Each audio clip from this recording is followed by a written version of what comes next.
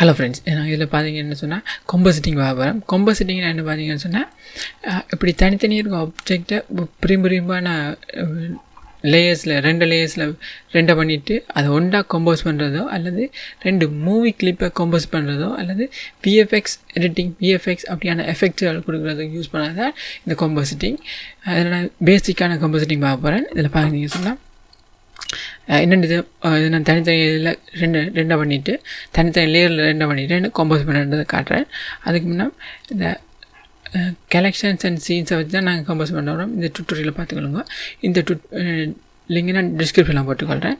இதில் மிச்ச டுட்டோரியல் இருக்குது, பார்த்துக்கொள்ளுங்க. பார்க்காதாங்க, இது பேஜ் லிங்க் இதை நான் டிஸ்கிரிப்ஷனில் போட்டிருக்கேன். பார்த்தீங்கன்னு சொன்னால் இதில் எனக்கு ஒரு பிளேன் இருக்குது, ஒரு ஸ்பியர் இருக்குது, க்யூப் இருக்குது, ஒரு ஐக்கோஸ்பியர் இருக்குது. இது எல்லாத்தையும் தனித்தனியாக ஒரு கலெக்ஷனில் மூவ் பண்ணியிருக்கேன். இப்போ நான் இதை மூவ் பண்ணுறேன்னா எம்மை கிளிக் பண்ணி ஒரு புது கலெக்ஷன் எடுத்து மூவ் பண்ணியிருக்கேன் தனித்தனி கலெக்ஷனில். இப்போ compositing கலெக்ஷனில் மூவ் பண்ணுறது பெட்டர். கலெக்ஷனில் கட்டாயம் மூவ் பண்ணாத ரெண்டு லேயரில் ஆட் பண்ணலாம். ஓகே, இது பண்ணிவிட்டு இப்போ நான் ரெண்டரை கொடுக்குறேன். பாருங்கள், கொடுத்தீங்கன்னு சொன்னால் எனக்கு எல்லாம் ஒரு லேயரில் ரெண்டராகி வருது. பார்த்தீங்கன்னா வியூ லேயர், ரெண்டு லேயர்னு சொல்லலாம். இதில் வியூ லேயர்னு மாற்றிக்கலாம் பேர். ஒரு லேயரில் எனக்கு ரெண்டாயிருக்கு. நான் இது எல்லாத்தையும் தனித்தனி ரெண்டு லேயரில் ஆட் பண்ணுறேன்னு பார்த்தீங்கன்னு சொன்னால் இதில் இருக்கிற வியூ லேயர்னு சொல்கிறது. இதை கிளிக் பண்ண புது இந்த ஆட் நியூ லேயர் ஓப்பன் ஆகும். முதலாவது சீனை இது முதலாவது பேரை கொடுத்துட்டு முதலாவது சீனுக்கு எல்லாத்துலேயும் முதலாவது சீனில் முழு இதுவும் வரும். ரெண்டாவது சீனை கிளிக் பண்ணேன். ரெண்டாவது கொடுத்துட்டு கிளிக் பண்ணிவிட்டு ரெண்டாவது சீனு எனக்கு கலெக்ஷன் கேமரா லைட்டும் எப்போவுமே எல்லா சீனுக்கும் தேவை. ரெண்டாவது சீனில் இந்த ரெண்டையும் தவிர மிச்சம் மூண்டும் எனக்கு ஹைட் ஆகணும். கிளிக் பண்ணிவிட்டு ஷிஃப்ட்டோட செலக்ட் பண்ணி கிளிக் பண்ணுங்கள். கிளிக் பண்ணிவிட்டு கிளிக் பண்ணி இதை பார்த்தீங்கன்னா வியூ லேயர்ஸில் disable from the view layer குடிச்சிங்கன்னு சொன்னால் எனக்கு ரெண்டாவது வியூ லேயரில் இந்த ஸ்பியர் மட்டும்தான் தெரியும். இதே மாதிரி மூன்றாவது லேயரில் எனக்கு மூன்றாவது க்யூப்பை தவிர மிச்சம் எல்லாம் ஹைட் ஆகும்னு சொன்னால் கலெக்ஷன் 2, கலெக்ஷன் 4, கலெக்ஷன் 5 இதை கொடுத்துட்டு இங்கே ஈயை ப்ரெஸ் பண்ணாவே ஆட்டோமேட்டிக்காக சேம் ஃபங்க்ஷன் இந்த ஹைட். அடுத்து நாலாவது லேயர் எனக்கு அஞ்சாவது, மூன்றாவது, ரெண்டாவது ஹைட் ஆகணும். ப்ரெஸ் பண்ணிவிட்டு ஈயை ப்ரெஸ் பண்ணுங்கள். இந்த கோனரில் ஷார்ட்கட்ஸ் எல்லாம் பார்த்துக்கிறேங்க. அடுத்து அஞ்சாவது லேயர்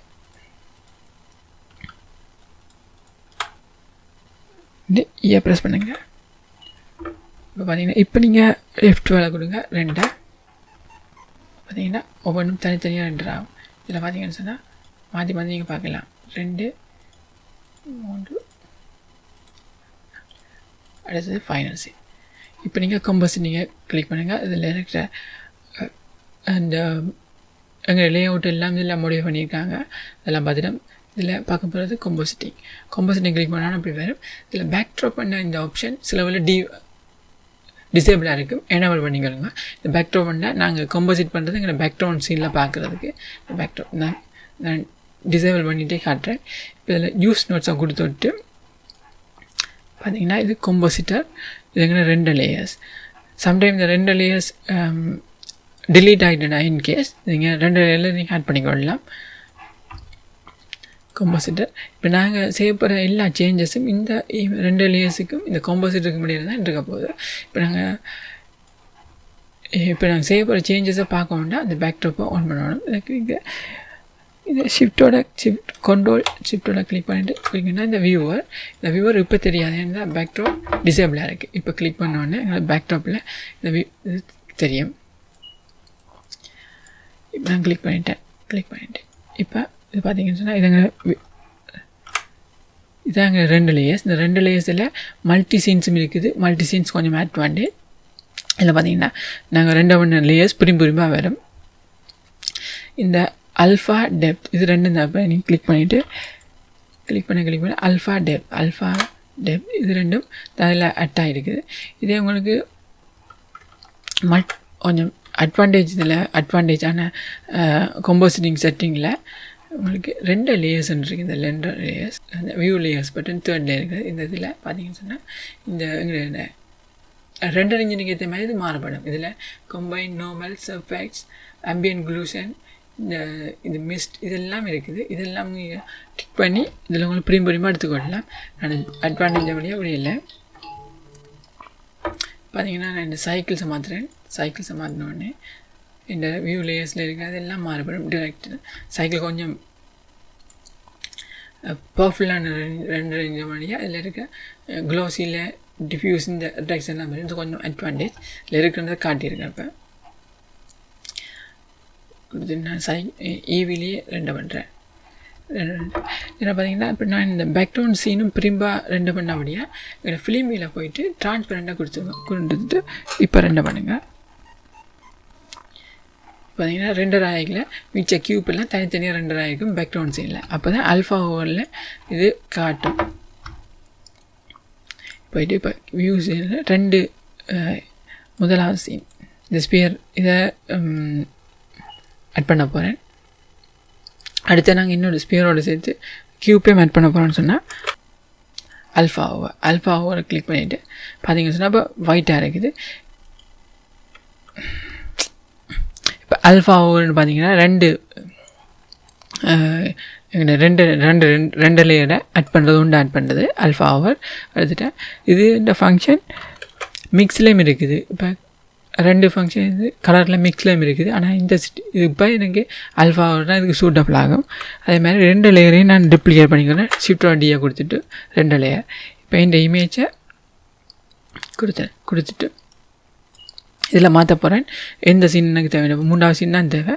பார்த்திங்கன்னா எனக்கு இந்த ஸ்பியரும் க்யூப்பும் ஒரு ரெண்டு லேயரில் வந்துட்டுது, ஒரு காம்போசிட்டிங் வந்துட்டுது.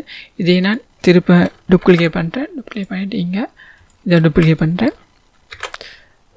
ஷிஃப்ட்-டி டூப்ளிகேட் இதை கொடுத்துட்டு இமேஜ் 2 கொடுத்துட்டு இந்த சீனை மாற்றுறேன். நம்பர் 4 ஐகோஸ்பியர் எனக்கு வேணும் இந்த இதில். அடுத்த பேக்ரவுண்டை மாற்றுறேன். தென் டூப்ளிகேட் பண்ணுறேன். இமேஜை கொடுத்துட்டு 5. இப்போ இதில் சின்ன பிரச்சனை பார்த்தீங்கன்னு சொன்னால் இந்த ரெண்டு லேயர் எல்லாத்துக்கும் ஃபர்ஸ்ட்டாக வந்து இருக்குது. அப்போ இதில் நீங்கள் இதில் ஸ்வைப் பண்ணி விட்டீங்கன்னு சொன்னால்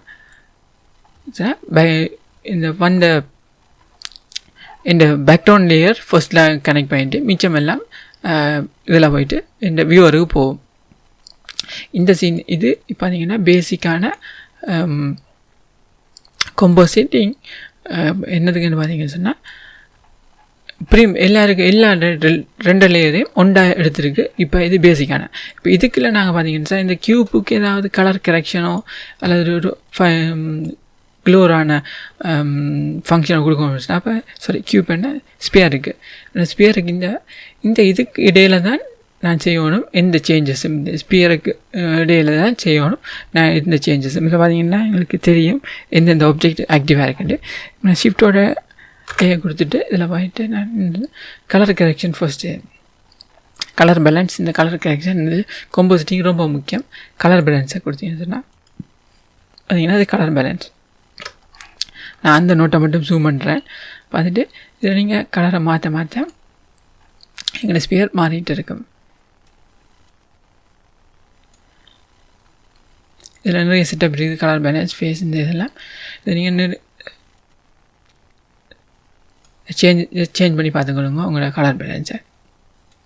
இதே அடுத்தது இந்த க்யூப்புக்கு நான் வேறு என்ன ஃபங்க்ஷன்ஸ் இதில் நிறைய இருக்குது. இதில் இன்புட்டில் இருக்கிறது நீங்கள் இன்புட்டில் மாஸ்க் இன்புட் பண்ணலாம்.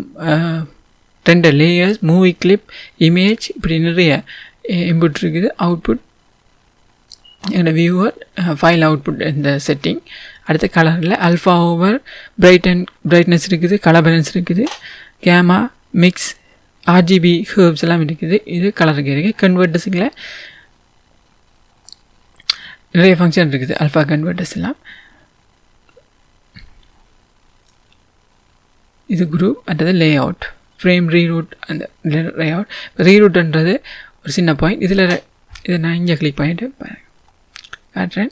இந்த ரீரூட்டை நான் மூவ் பண்ணுறேன். நீங்கள் மூவ் பண்ணிவிட்டு இப்போ இந்த கம்போசிட்டருக்கு நான் இந்த லாஸ்ட் கம்போசிட்டர் இப்படி தான் கொடுத்தா தான் இந்த கம்போசிட்டருக்கு இப்போ 2 ஒன்றா தெரியும் நான் இந்த சேஞ்சஸ் எல்லாம் இல்லாட்டிக்கு இந்த வியூவிலேருந்து வர ஃபைனல் அவுட்புட் மட்டும்தான் எனக்கு கம்போசிட்டர் இப்போ நான் F12 கொடுத்தா பார்த்தீங்கன்னா ஃபைனல் அவுட்புட்டில் எனக்கு ஸ்பியர் மட்டும்தான் தெரியும். ஏன்னா இந்த கம்போசிட்டருக்கு என்ன போயிருக்குன்னு சொன்னால் ஃபைனல் அவுட்புட் போயில்லை. ஃபைனல் அவுட்புட் என்ன வியூவருக்கு வந்திருக்குது. இந்த கம்போசிட்டருக்கு இந்த முதலாவது மட்டும்தான் போயிருக்கு. அப்புறம் இந்த ஃபைனல் அவுட்புட் இங்கேருந்து இங்கே நான் கொடுக்கணும். இப்போ கம்போசிட்டரை கொடுத்துட்டு இப்போ நான் 2 கொடுத்துறேன் F12. பார்த்தீங்கன்னு சொன்னால் இந்த ஃபைனல் அவுட்புட் இப்படி தான் வரும். ரீரூட் என்னதுக்கு யூஸ் பண்ணுறேன்னு சொன்னால் இப்படி கொடுத்துட்டு கொஞ்சம்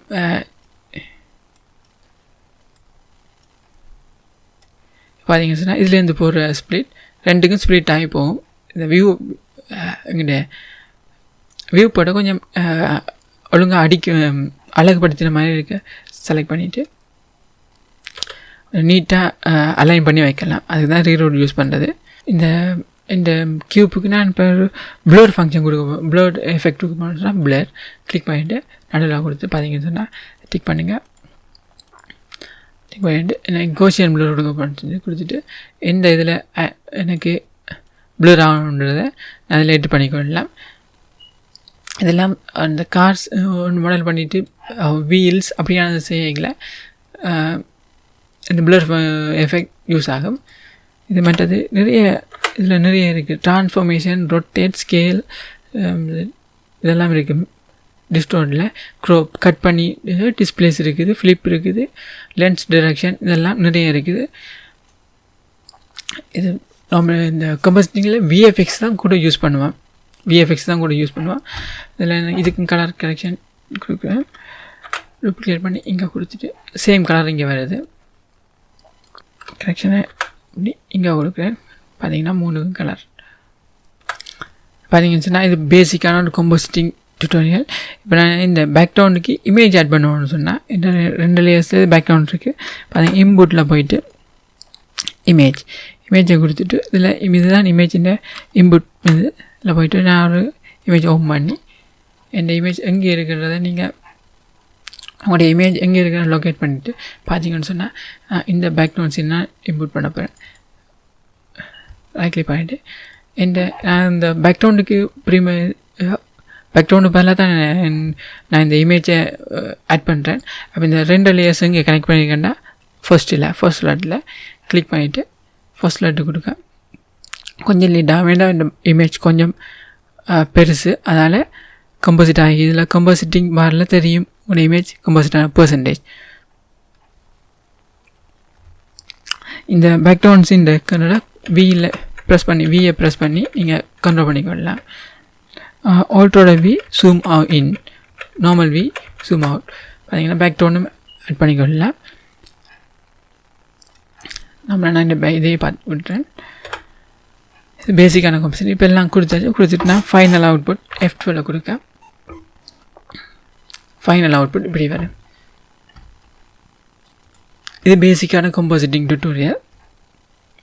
இதில் நிறைய movie clip editing, scenes editing, light direction இப்படி நிறைய இதில் செய்யலாம். இதெல்லாம் கொஞ்சம் அட்வான்டேஜ். பேசிக்கான ஒரு கம்போசிட்டிங் என்ன செய்யணுன்றது தான் இது. தேங்க்ஸ் ஃபார் வாட்சிங்.